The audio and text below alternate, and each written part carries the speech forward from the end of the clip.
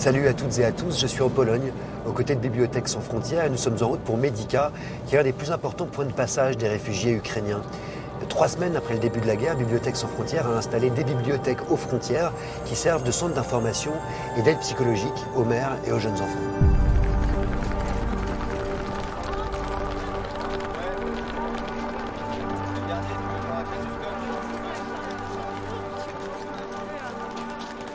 On estime à plus de 11 millions le nombre d'Ukrainiens qui ont été déplacés, 7 millions à l'intérieur de leur pays et 4 millions en dehors des frontières, dont 2,5 millions en Pologne, ce qui en fait le pays le plus propice à l'accueil des réfugiés ukrainiens aujourd'hui.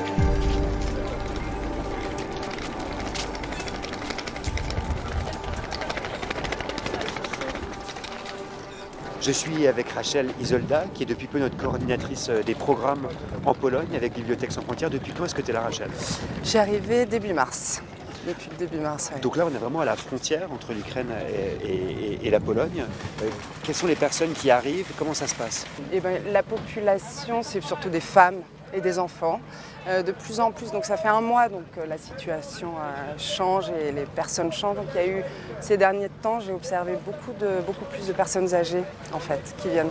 Alors justement, on se pose toujours la question en fait de l'intérêt, de l'efficacité, de l'importance d'une association comme Bibliothèques sans frontières dans un contexte d'urgence comme ça. Ouais, la Bibliothèques sans frontières, en fait, ça vient compléter les autres associations qui répondent aux premiers besoins, à savoir la nourriture, le médical. Et ensuite, il y a un grand besoin en fait de psychologie, d'accompagnement et d'accueil des enfants. Ils viennent d'arriver, ils viennent de sortir de leur pays, ils sont fatigués, les enfants ont besoin de se poser, les mamans aussi. Donc nous, grâce à Bibliothèques sans frontières, on leur offre un vrai espace de calme et d'évasion, et un espace sécure, exactement. Ouais.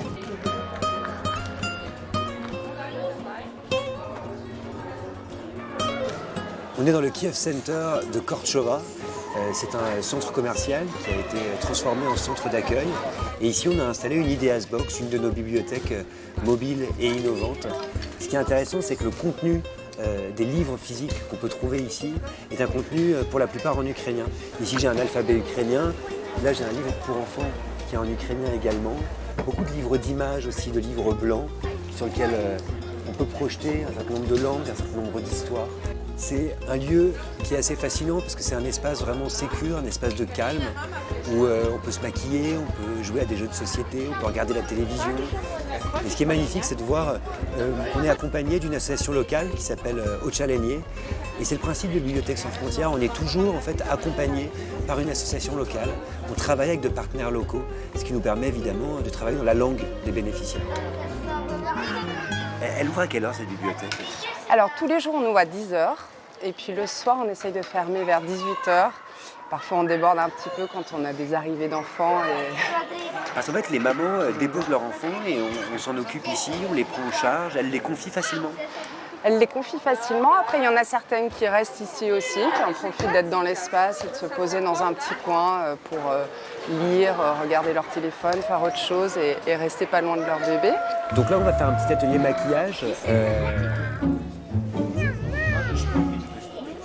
Qu'est-ce que je peux dire de plus?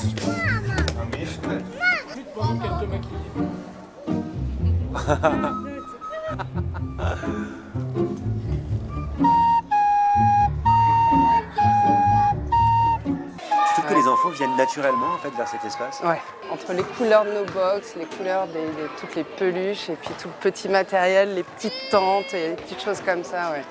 Ils viennent naturellement.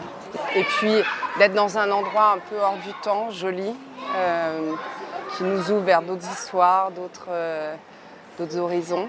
Dans quel état tu les trouves, les enfants? Ça dépend. Relativement calme, joyeux et curieux.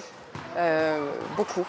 Et parfois, il y a des enfants un peu plus agités, surtout quand ils viennent d'arriver dans le centre, donc ça veut dire qu'ils viennent tout juste de sortir d'Ukraine. Selon d'où ils viennent, ce qu'ils ont vu, vécu, ils sont parfois un peu plus agités. Et donc en fonction, on s'adapte aussi et on prend un temps pour les calmer, pour dessiner. Ce qui est intéressant dans ces espaces, que sont les espaces de la bibliothèque, c'est que ce sont des espaces sécures, des safe spaces, comme on dit dans l'humanitaire, mais des espaces surtout où on peut se retrouver dans une forme de calme, où il y a une petite musique, où il y a des livres, des espaces d'une douceur absolument inouïe dans un contexte qui ne l'est pas. Et Bibliothèques sans frontières veille vraiment à ce que ces espaces soient préservés.